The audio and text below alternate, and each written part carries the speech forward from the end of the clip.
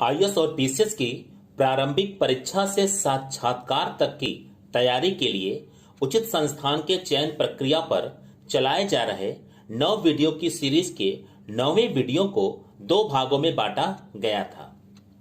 जिसके एक भाग 9A या 9 का वीडियो पर पहले चर्चा हो चुकी है। आज दूसरे भाग 9B या 9 का वीडियो की चर्चा की जाएगी।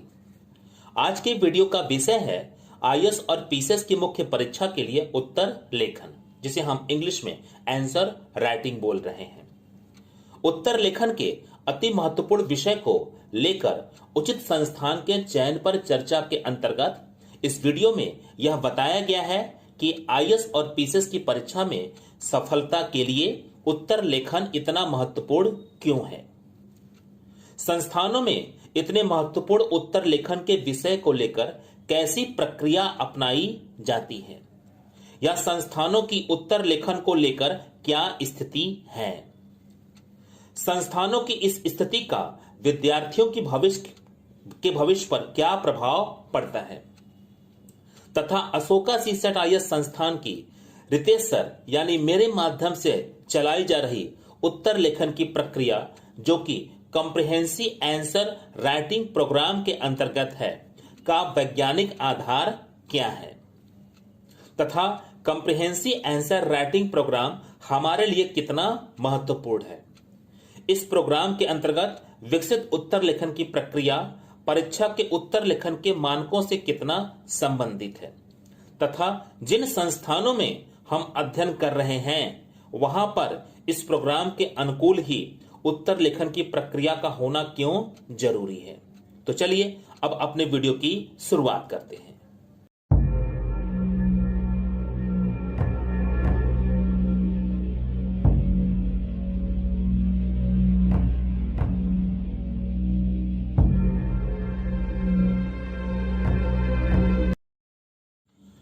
नमस्कार दोस्तों, मेरा नाम रितेश श्रीवास्तव है।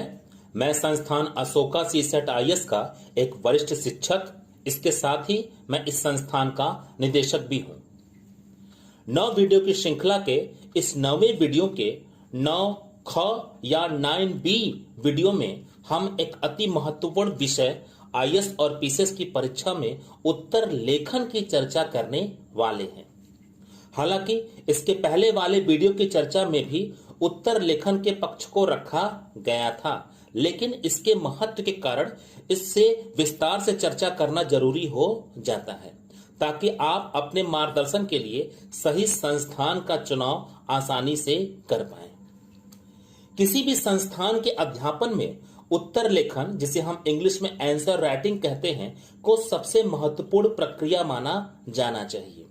क्योंकि अंततः विद्यार्थी की पूरी तैयारी के बाद विषय में अर्जित की गई उसकी ज्ञान रूपी योग्यता परीक्षा के दौरान पूछे जाने वाले प्रश्नों के उत्तर से ही केवल जांची जा सकती है। यहां पर आप स्वयं से भी यह सोच लीजिए कि जब हम किसी विद्यालय में शिक्षक के प्रत्यक्ष सानिध्य में पढ़ते हैं, तो वहां पर हमारे अध्ययन में एक विद्यार्थी के रूप में हमारे विषय ज्ञान का आकलन हमारे अनुशासन के साथ विषय के शिक्षक के सामने प्रत्यक्ष होकर बनाई गई समझ आदि के आधार पर परखा जाता है। इससे यह ठीक से पता चल जाता है कि यह विद्यार्थी विषय के ज्ञान के स्तर पर कितना जानकार है या योग्य है। लेकिन जब देश की सर्वश्रेष्ठ सेवाओं वाली परीक्षा आईएएस और पीसीएस की बात आती है, तो वहां पर जिन विषयों का अध्ययन हमसे अपेक्षित होता है, उन विषयों में अर्जित ज्ञान को जानने के परीक्षक हमारे सामने एक शिक्षक के रूप में मौजूद नहीं होता है। मैं फिर से सेंटेंस को रिपीट कर दे रहा हूं कि जब देश की सर्वश्रेष्ठ सेवाओं वाली परीक्षा आईएएस और पीसीएस की बात आती है, तो वहां पर जिन विषयों का अध्ययन हमसे अपेक्षित होता है, उन विषयों में अर्जित ज्ञान को जानने के लिए परीक्षक हमारे सामने एक शिक्षक के रूप में मौजूद नहीं होता है, बल्कि वो केवल परीक्षक ही होता है। यह परीक्षक हमारे सामने साक्षात्कार की परीक्षा में तो प्रत्यक्ष होता है, जहां पर पूछे जाने वाले प्रश्नों के उत्तर के साथ अन्य विविध पक्षों को जोड़कर वो हमारे विषय के साथ प्राप्त होने वाले पदों की योग्यता का हमें प्रत्यक्षता आकलन कर लेता है। लेकिन आईएएस और पीसीएस की मुख्य परीक्षा लिखित में इतना व्यापक सिलेबस होने के बाद भी शिक्षक हमारे सामने प्रत्यक्ष नहीं होता है, जो हमारे विषय ज्ञान का हमें देखकर समझकर कुछ अंदाजा लगा सके। परीक्षक हमारे विद्यार्थी के रूप में दिए गए विषय के ज्ञान का तब तक कोई भी अंदाजा नहीं लगा सकता है जब तक विषय से जुड़े प्रश्नों का उत्तर विद्यार्थी लिखित रूप से नहीं दे देता है। इसलिए जिन मानकों पर परीक्षक के रूप में संघ लोक सेवा आयोग या राज्य लोक सेवा आयोग हमारे मुख्य परीक्षा लिखित से जुड़कर प्रश्नों का उत्तर मांगता है, उन मानकों पर जब तक हम अपने विषय ज्ञान को प्रश्न के उत्तर में नहीं रखते हैं, तब तक एक परीक्षक के रूप में उसकी सोच हमारे विषय ज्ञान के प्रति सकारात्मक नहीं बनती है। इसलिए यहां पर एक परीक्षक के लिए निर्धारित मानकों पर उत्तर लेखन ही विद्यार्थी की परख का आईना बनता है। मैं फिर से सेंटेंस को रिपीट कर दे रहा हूं। इसलिए यहां पर एक परीक्षक के लिए निर्धारित मानकों पर उत्तर लेखन ही विद्यार्थी की परख का आईना बनता है। अब तक आप बहुत आसानी से समझ चुके होंगे कि आईएएस के 1750 अंक तथा पीसीएस के 1500 अंक वाली इस मुख्य परीक्षा में सफल होने के लिए निर्धारित मानकों पर आधारित उत्तर लिखने के लिए अपने आप को एक विद्यार्थी के रूप में सही तरह से तैयार करना कितना महत्वपूर्ण है और कैसे यह हमारे संस्थानों में अध्यापन का सबसे महत्वपूर्ण कार्य हो जाता है और कैसे यह हमारे संस्थानों में अध्यापन का सबसे महत्वपूर्ण कार्य हो जाता है। लेकिन यहां पर अफसोस है कि कुछ चुनिंदा संस्थानों में ही उत्तर लेखन की प्रक्रिया नियमित रूप से अपनाई जाती है तथा इन संस्थानों में भी कुछ ही विद्यार्थी उत्तर लेखन कर पाते हैं, क्योंकि जब इन संस्थानों में मुख्य परीक्षा के अनुरूप कुछ मानकों को बताकर आपसे उत्तर लिखने के लिए एक बड़ी संख्या वाली क्लास में कहा जाता है, तब यहां पर इन मानकों पर जो लिख सकता है या उसके समकक्ष लिखने का प्रयास कर सकता है, वो विद्यार्थी तो अपने अपने सामर्थ्य के अनुसार लिखता है। लेकिन फिर भी ऐसे संस्थानों में पढ़ने वाले विद्यार्थियों के बीच में बड़ा ही एक नाटकीय आंकड़ा है कि विद्यार्थी इन संस्थानों की कक्षाओं में विषय को पढ़ने में तो शामिल होते हैं, लेकिन उत्तर लिखने के स्तर पर इन सारे विद्यार्थियों में से लगभग 80% तो कक्षा में या कक्षा के होमवर्क के रूप में उत्तर लेखन कार्य देने पर भी उत्तर लिखते ही नहीं है। ये कुछ इन चुनिंदा संस्थानों से जुड़ी बात है जो विज्ञापन के जरिए परिभाषित अपनी योग्यता के आधार पर, ध्यान दीजिएगा, विज्ञापन के जरिए परिभाषित अपनी योग्यता के आधार पर विद्यार्थियों के बीच में अपने आप को श्रेष्ठ साबित किए रहते हैं। दूसरी तरफ ऐसे संस्थानों की भी एक बहुत बड़ी संख्या है जहां पर कोई भी नियमित उत्तर लेखन की प्रक्रिया नहीं चलाई जाती है। मुख्य परीक्षा लिखित के स्तर पर कभी कभी शिक्षक अपने पढ़ाए जाने वाले विषयों के बीच बीच में से कुछ सरल प्रकृति के प्रश्न उठाते रहते हैं, जिनमें से कुछ का औसत उत्तर पहले से ही शिक्षक का तैयार होता है और अपने विद्यार्थियों से थोड़ा बहुत उत्तर लेखन का प्रयास कराने के बाद वो अपना पहले से ही तैयार रटा रटाया उत्तर क्लास में लिखवा देते हैं और ये शिक्षक अपने विद्यार्थियों के बीच में श्रेष्ठ भी बन जाते हैं, जबकि उनके खुद के उत्तरों में भी यूपीएससी तथा यूपीपीएससी के मानकों के मांग के अनुरूप बनाए गए कमी को आसानी से ढूंढा जा सकता है। यह एक बहुत ही अफसोसजनक स्थिति है जहां पर तैयारी के नाम पर इन संस्थानों में विद्यार्थियों के भविष्य के साथ एक गंदा मजाक हो रहा होता है। ऐसे में जब इन संस्थानों से पढ़कर विद्यार्थी निकलते हैं तथा उनमें से गंभीर विद्यार्थी अपने व्यक्तिगत प्रयासों से काफी मेहनत के बाद जब प्रारंभिक परीक्षा में सफल होने के बाद मुख्य परीक्षा में शामिल होते हैं तो मुख्य परीक्षा देते समय इनमें से ज्यादातर विद्यार्थियों की एक सामान्य धारणा यही होती है कि इन प्रश्नों के उत्तर में क्या लिखना है ये तो बात की बात है, यह प्रश्न पूछ क्या रहा है पहले तो यही ठीक से समझ में नहीं आ रहा है, मेरे लिए एक शिक्षक के रूप में यह बहुत ही शर्मनाक और तकलीफ पहुंचाने वाली स्थिति है, क्योंकि औसतन 4 से 6 साल तक की तैयारी करने के बाद और दूसरा या तीसरा या चौथी बार मुख्य परीक्षा देने वाले विद्यार्थी का यह कथन उन संस्थानों के लिए घोर निंदा का विषय है जहां से ये विद्यार्थी पढ़े होते हैं,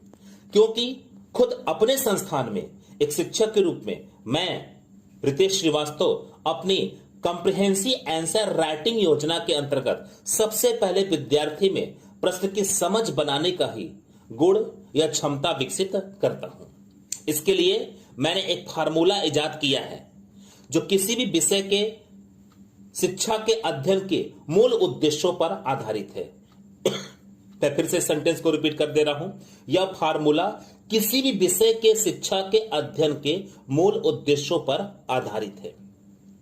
जिसे इस कथन के रूप में व्यक्त किया जा रहा है कि शब्द से बनने वाले वाक्य, शब्दों तथा वाक्यों के आपस के एक दूसरे से अंतर संबंध, इन अंतर संबंधों का उद्देश्य क्या तथा इन उद्देश्यों की मांग क्या है। जब हम इस कथन की विश्लेषणात्मक समझ हासिल कर लेते हैं तो हमें यह आसानी से समझ में आ जाता है कि इस फार्मूले पर आईएएस और पीसीएस के किसी प्रश्न को वैज्ञानिक आधार पर आसानी से समझा जा सकता है। इस फार्मूले पर प्रश्न की समझ को तलाशने के साथ ही विद्यार्थी की समझ क्षमता को परिभाषित करना तथा विकसित करना भी बहुत ही महत्वपूर्ण है। ये दोनों बातें जब पूरी तरह से मिलती हैं तभी विद्यार्थी आईएएस तथा पीसीएस की मुख्य परीक्षा के प्रश्नों पर अपनी सही समझ बना सकता है। मैं फिर से सेंटेंस को रिपीट कर दे रहा हूं कि इस फार्मूले पर प्रश्न की समझ को तलाशने के साथ ही विद्यार्थी की समझ क्षमता को परिभाषित करना तथा विकसित करना भी बहुत ही महत्वपूर्ण है। ये दोनों बातें जब पूरी तरह से मिलती हैं तभी विद्यार्थी आईएएस और पीसीएस की मुख्य परीक्षा के प्रश्नों पर अपनी सही समझ बना सकता है, उसके पहले कभी भी नहीं। इसके लिए विद्यार्थी चाहे कितना भी प्रयास कर ले, यहां पर प्रश्न को समझने के स्तर पर हमने थोड़ी सी अलग से चर्चा कर दी है। खैर, कोई बात नहीं। तो अब तक हमने यह देखा और सुना कि श्रेष्ठ संस्थानों का लेबल लेने वाले संस्थानों, अन्य सामान्य संस्थानों तथा इनसे पढ़कर निकलने वाले उन विद्यार्थियों की जो अपने व्यक्तिगत प्रयास से मुख्य परीक्षा दे रहे हैं, उनके प्रश्नों के उत्तर के लेखन की स्थिति कैसी है। इसी बीच में आईएएस और पीसीएस की तैयारी कराने वाले औसत संस्थानों की भी एक लंबी संख्या है, जहां पर तैयारी को लेकर किसी भी प्रकार की कोई ठोस रणनीति नहीं होती है तथा विद्यार्थियों को मोटिवेशन के नाम पर गुमराह करके कि तुम अच्छे हो, अच्छा कर रहे हो और तुम्हारा सिलेक्शन जरूर होगा, विषयों के अध्यापन में तथ्यात्मक जानकारी का ढेर सौंप दिया जाता है, जिसका प्रयोग कैसे करना है इसका इन संस्थानों में पढ़ने वाले विद्यार्थियों को कुछ भी ठीक से पता नहीं होता है तथा ये विद्यार्थी मुख्य परीक्षा के प्रश्नों के उत्तर लेखन में मैं यह कह सकता हूं कि पूरी तरह से फिसड्डी बने रहते हैं। मैं फिर से सेंटेंस को रिपीट करूंगा, तथा ये विद्यार्थी मुख्य परीक्षा के प्रश्नों के उत्तर में मैं यह कह सकता हूं कि पूरी तरह से फिसड्डी बने रहते हैं। इन संस्थानों में पढ़ने वाले बहुत सारे विद्यार्थियों को तो सामान्यतः लिखना भी ठीक से नहीं आता है, उत्तर लेखन तो दूर की बात है। लेकिन फिर भी कभी कभी इन संस्थानों का विद्यार्थी उत्तर लेखन की प्रक्रिया में शामिल होता है। अब ऐसे में यह विद्यार्थी आईएएस और पीसीएस के प्रश्नों के स्तर को कैसे समझता है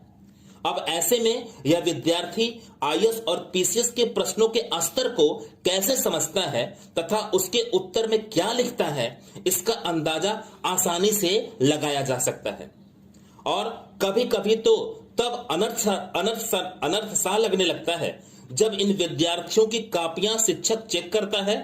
तो संस्थानों के प्रचार प्रसार के मद्देनजर इनकी गलतियों को काफी हद तक नजरअंदाज करके उनकी कुछ छोटी छोटी गलतियां बताकर मोटिवेशन के नाम पर उन्हें शाबाशी भी देता है तथा विद्यार्थी भ्रमित होकर शिक्षक के गुणगान में लग जाता है कि अमुक सर ने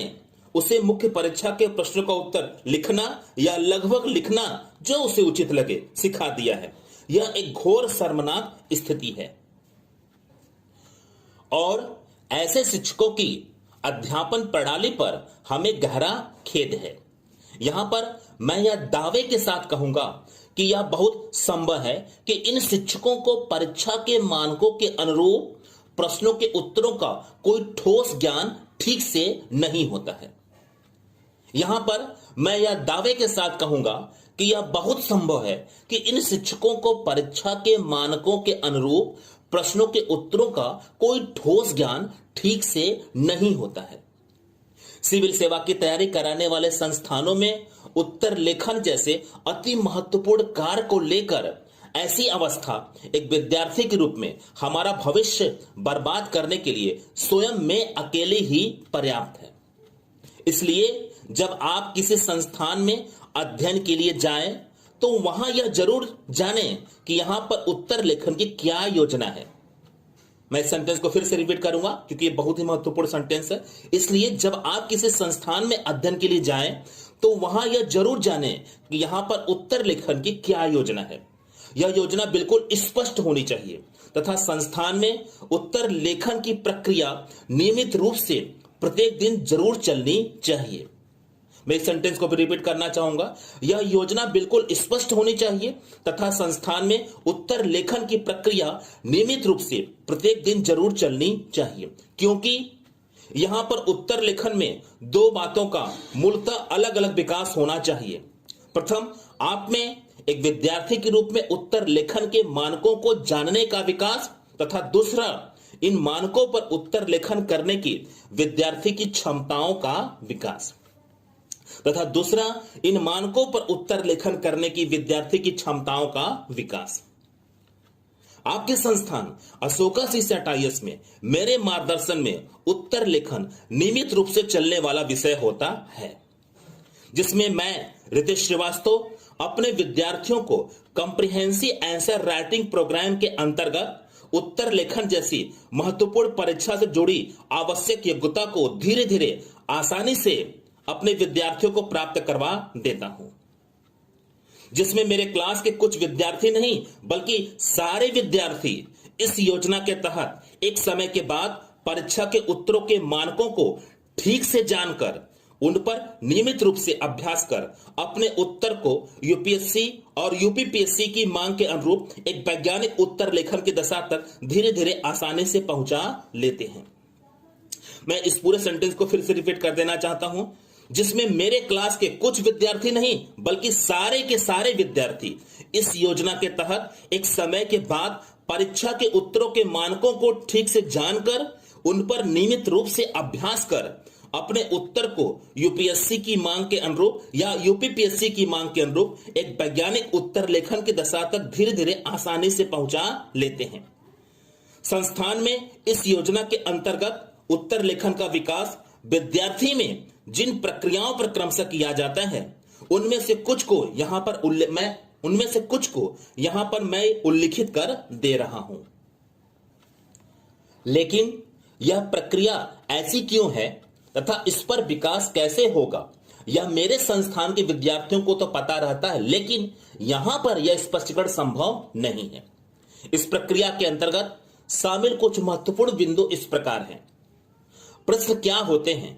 प्रश्न को कैसे समझा जाए, पहला पॉइंट। आगे पॉइंट, भाषा पर पकड़ कैसे बनाई जाए। अगला पॉइंट, लेखन शैली का विकास कैसे करें। आगे का पॉइंट, अपनी समझ क्षमता को कैसे परिभाषित करवाएं। अगला पॉइंट, विषय कि शिक्षा के मूल उद्देश्यों को कैसे जानें। अगला पॉइंट, प्रश्नों की प्रकृति को जानना तथा उनका मतलब समझना। अगला पॉइंट, प्रश्नों की प्रकृति के अनुरूप विषय से उत्तर को कैसे निकाला जाए। अगला पॉइंट, रूपरेखा कैसे ली जाए आदि। यहां पर शेष सबका उल्लेख संभव नहीं है। इसके साथ ऐसी अन्य महत्वपूर्ण बातों को उत्तर लेखन के स्तर पर जानना तथा उनका कैसे विकास किया जाए, इन सब पर लगातार नियमित रूप से काम करना, ये सारी बातें इस प्रक्रिया से जुड़ी हुई हैं। यहां पर मैं यह उल्लिखित कर दे रहा हूं कि इन सारे प्रक्रियात्मक प्रयास में मैं अपने विद्यार्थियों के साथ हमेशा लगातार शामिल रहता हूं तथा कॉम्प्रिहेंसिव आंसर राइटिंग योजना पर अपने विद्यार्थियों के विकास के साथ ही अपने विद्यार्थियों के बीच में से ही मैं यह दावा कर रहा हूं कि इस योजना के अंतर्गत एक विद्यार्थी के रूप में आपको आईएएस और पीसीएस के इतिहास का अब तक का सबसे बेहतरीन उत्तर लेखन सिखाया जाएगा। क्योंकि यहां पर मुझे उत्तर लेखन एक शिक्षक के रूप में बहुत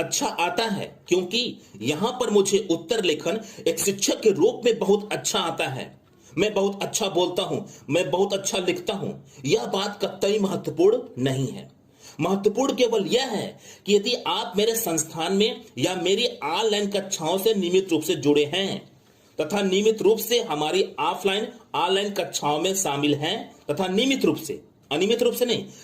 रूप से हमारी ऑफलाइन और ऑनलाइन कक्षाओं में शामिल हैं या रहते हैं तथा एक विद्यार्थी के रूप में आप पूरा अनुसरण हमारा कर रहे हैं, तो यह उत्तर लेखन आप में विकसित होना ही चाहिए। केवल आप में विकसित होना चाहिए और केवल आप में ही विकसित होना चाहिए। उत्तर लेखन की इस प्रक्रिया के अंतर्गत जो हमारे कॉम्प्रिहेंसिव आंसर राइटिंग प्रोग्राम के अंतर्गत है, केवल आपको सारी बातें बतानी नहीं है, ये सारी बातें आपको समझानी है, सिखानी है और आपके अंदर ये क्षमता लानी है कि आप इसका प्रयोग करें। क्योंकि तैयारी आप कर रहे हैं, परीक्षा आपको देनी है तथा परीक्षा में सफल आपको होना है, मुझे नहीं। इसलिए मैं कितना अच्छा जानता हूं यह कम महत्वपूर्ण है, लेकिन मैं अपनी जानकारी को आपको कितना अच्छा सिखाता हूं, यह ज्यादा महत्वपूर्ण है और अंततः केवल यही महत्वपूर्ण है। इसलिए उचित संस्थान के चुनाव के स्तर पर अपने चुने गए संस्थान में एक नियमित उत्तर लेखन कक्षा को मेरे बताए गए कुछ प्रक्रियात्मक मानकों के आधार पर आप जरूर तलाश करें, नहीं तो फिर आगे चलकर स्थिति बहुत खतरनाक हो सकती है। बस अब आज के इस वीडियो में इतना ही। इसी के साथ मैं अपने प्रारंभिक परीक्षा से साक्षात्कार तक की तैयारी के लिए उचित संस्थान के चुनाव के स्तर पर चलाई गई 9 वीडियो की श्रृंखला को आज इस 9वें वीडियो के 9V या 9 ख वीडियो के साथ पूरी तरह से, जो अब यहां पर पूरा अपनी बातें कर चुका है, यहीं पर समाप्त कर रहा हूं। लेकिन वीडियो के माध्यम से आपका मार्गदर्शन आगे भी नियमित रूप से जारी रहेगा। हमें आशा है कि इस पूरी सीरीज के माध्यम से आप में सही जागरूकता का सही जानकारी के आधार पर विकास हुआ होगा और आप अपने सुरक्षित भविष्य के लिए सही संस्थान का चुनाव अपने अध्ययन के लिए आसानी से कर पाएंगे। इसके साथ ही यदि इस पूरे वीडियो सीरीज में कहीं पर भी कोई बात यदि किसी भी रूप में अनुचित लगी हो तो मैं उसके लिए आपसे माफी मांगता हूं। लेकिन चूंकि वीडियो का विषय ही ऐसा था कि सत्य को बताने के लिए कुछ कड़वी बातें जो तथ्य थी उसका प्रयोग करना जरूरी था, इसलिए ऐसा किया गया था। बस अब इतना ही। मिलते हैं अपने एक नए वीडियो में, तब तक के लिए नमस्कार, धन्यवाद।